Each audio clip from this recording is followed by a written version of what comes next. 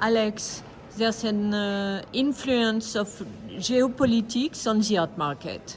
So if we think, for example, about Venezuela, what's going on? It's a very tricky question because there's a lot of things going on in Venezuela, and the problem is that we don't have like an accurate information. But today we've been working with Alexander Apostol, who's an artist who's been responding to the different periods of dictatorship in Venezuela.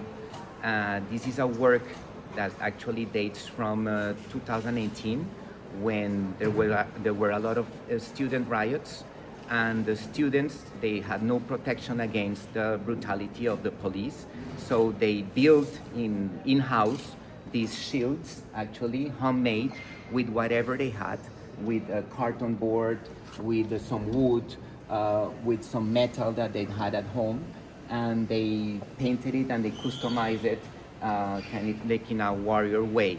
But you have to understand that in 2018, carrying one of these objects was the equivalent of carrying a weapon.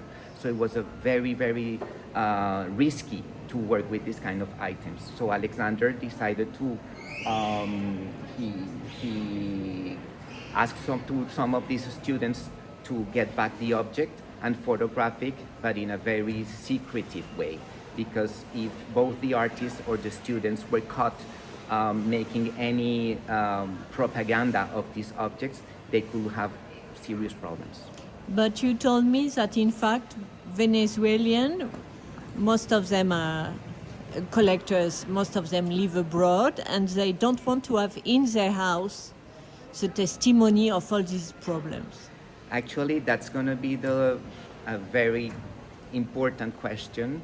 And you were right, I was mentioning that for a lot of people from Venezuela, from Colombia, for countries where you have a deep political or social conflict, they don't want to live with these kind of images because there's already too much pain and there's already too much information, and living with them is not always an option. So the real question is, now that things are changing, it will be interesting to understand if the local collectors, they're going to embrace their story, they're going to embrace, all But this so information. who is buying now? Who is buying now? This kind of work. Latin Americans, but not necessarily Venezuelans. And a lot of museums. He has a very large museum exposure. So this series of works, they have been presented in previous biennials, like the Shanghai Biennial, the Cuenca Biennial. So institutionally, these are big presence.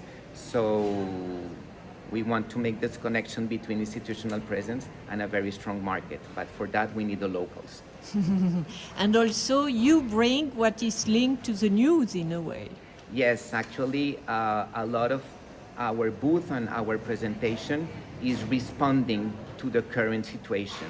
So we are talking about the exodus from Venezuela. We're talking about the difficult situation of Mexico right now, about ecological problems, around also the difficulties that Cuba is having. So for the first time, we're presenting a Cuban artist, Carlos Garecoa.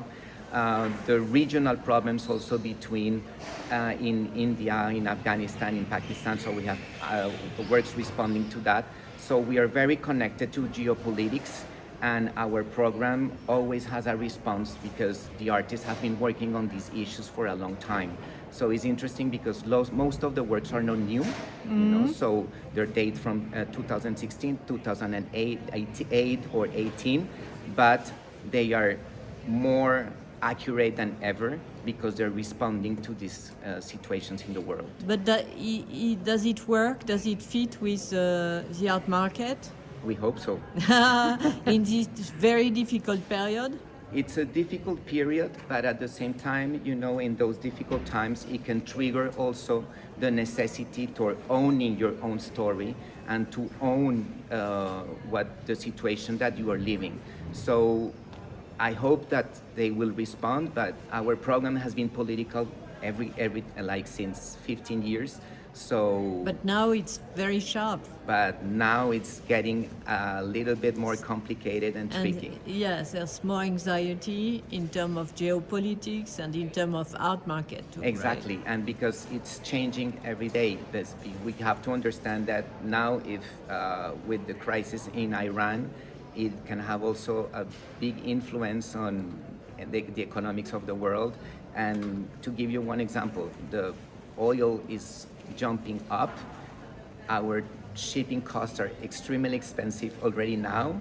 If it continues to going up, it's going to be a big problem for us and for our mobility.